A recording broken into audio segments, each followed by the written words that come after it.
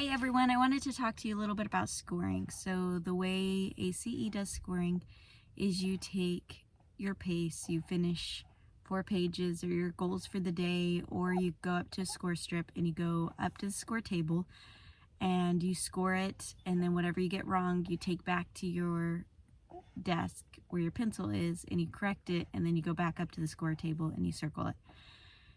The score keys always stay at the score table, the red pins always stay at the score table, and nary will your pencil and your red pin mix. I don't even know if that's the right way to say that, but you don't ever want to have a red pin at your desk, and you don't ever want to have a pencil at the score table.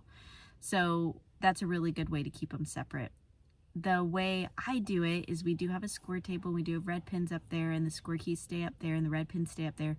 But I also score the kids' work afterwards. That's one way I keep them honest, make sure they're not just circling the page.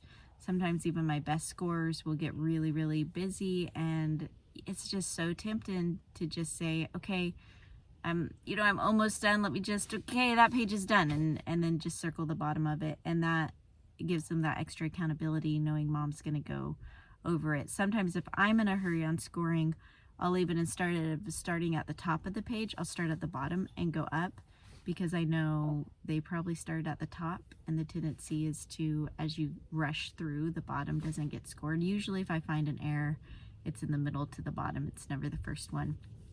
And I have different videos on how I check it and show them their mistake and make them score the whole page again, and mark down if there's more than one mistake. It's with a check at the bottom of the page, and then I put a line through it for how many mistakes I find. If I'm busy, I might just find one mistake and then check it and say there's a mistake on it. They may find more, depending on how much time I have and how big my two score pile is how thoroughly I score the page after I find a mistake. The question I have been asked is, how do I keep my kids from cheating? So there's several factors in this. One is by having lots of kids. There's a lot of accountability when they go up to the score table. The other thing is just by really, really teaching several things. So one is, if I do catch them cheating, I have a list on my phone that tells me what the consequence is for cheating. So I think it's something like, if they're caught cheating, they have to redo a whole week's worth of that subject. So say the kid is cheating on a checkup or something like that, I catch them looking back, then we take that and we erase. Usually if it's a first checkup, we'd erase the whole pace and they'd start over on it. So that's different areas for cheating for specific scoring. If I see them looking at the score key and they have a pencil in their hands and they're writing down the answer, that would be considered cheating. And so there's lots of punishments that you can implement. Obviously you have to find something that is very saddening to your child, so that it actually feels like a punishment to them. But on the other hand, the thing that I really like to do is just take the kid aside and just sit down and just mourn the fact that they thought it was okay to cheat, that they considered taking a shortcut to be beneficial to them. We talk about what happens when adults take shortcuts, when we don't stop at stop signs and we roll through them, and how much that can cost us financially as an adult, what the punishments are for taking shortcuts in short corners as an adult. But I also just talk about why Jesus came, and that he died for us, and the price that he paid for our sins. And then usually I give the kid a chance to sit there when I'm not there and just apologize to Jesus and to ask forgiveness for taking advantage of everything that Christ did for us. So I think one thing is when I catch them cheating, it's not inside I just feel like a failure as a parent, because why would they even consider doing that? But externally trying to put forth man, this is just breaking the heart of God. You don't want to do this. You don't want to go down this path. Let me tell you where this path leads. So and I try to start out, I found the most beneficial thing is to just warn the kids at the beginning of the year. You will go up to that score table. And it won't be today, and it won't be tomorrow, and it may not be even in the first 9 weeks, but at some point you are going to be tempted to cheat. And I want you to recognize that as not the voice of your Father, not a healthy voice. This is the voice of the enemy, and he is not on your team, and he delights when you get in trouble. So just expect it. Expect that voice to come through. And there's two things you can do. You could say, "No way, Jose," and run away from it, or you can go to mom if you really want to block out that voice and turn the devil over and say, "Hey, I just got tempted to cheat," and then we rejoice that, you know, he or she didn't cheat and that they ran away from that temptation.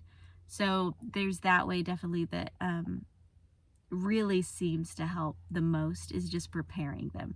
If you know you're going to be tempted to cheat, and if you know that's the wrong thing, and even when it gets to be stressful or there's lots going on, that's a great time to bring it up again. Hey, remember, we're really busy this week, so there's going to be temptations to cut corners, and that may be to set your goals smaller, or that may be to circle the bottom of the page, or that may be to cheat, or whatever it is. Just remember that that is a shortcut, and we don't do shortcuts in our family, and that's not the voice you want to listen to, and recognize it for what it is. Like, put a red flag up when you hear that temptation and know that it's not the direction you want to go. So a lot of prep talking for it probably helps the most, but also really taking it seriously when I do catch any of the kids walking in that seems like it saddens me so much. There's not a lot that I have to do to act more sad than what I actually am. But presenting that to the kids is this who you want to be, really? Do you want to be somebody that cuts corners? And thankfully, their father is such a hard worker and does such an amazing job at his job that I can also use him as an example and use real life. If he were to cut corners, this is what it would look like. He actually wouldn't have a job anymore if he just decided to cut corners. So anyway, lots of examples like that on how I do it, and just try to make cheating something so undesirable, like eating raw meat. Like, why would you do that? If you're even tempted to do that, like, just run away. It's not worth it. It's not worth the sickness afterwards. It's not worth any of that. Just don't do it. Like, recognize it for what it is. It's a bad idea. And that has worked really well with our kids, and also just tapping into that tender heart that each of the kids have, where I just say, "Oh, this just breaks the heart of God, and what are we going to do about this?" And yeah. So anyway, that's what I would do. If you have more problems with it, then I would start making a list of what we do if there is a cheating. And usually it's something like the kids don't get to do anything for a solid week. They don't get to play. They don't get to, they're having to redo their schoolwork. And if friends come over, they can't play with them. If we go somewhere, they can stay with mom and dad, stuff like that. So we try to make it really unpleasant. So when you're thinking, "Oh, I'm just gonna, cheat on this and not do this page," that you think, "Oh, but man, that wasn't worth it last time." Or I remember seeing somebody not get to play with our friends when we went to Weenie Roast, so I don't think I want to do that. Just things like that. I hope this is helpful and helps with scoring and cheating, and giving you guys tips and tricks. Hope you guys have a great day.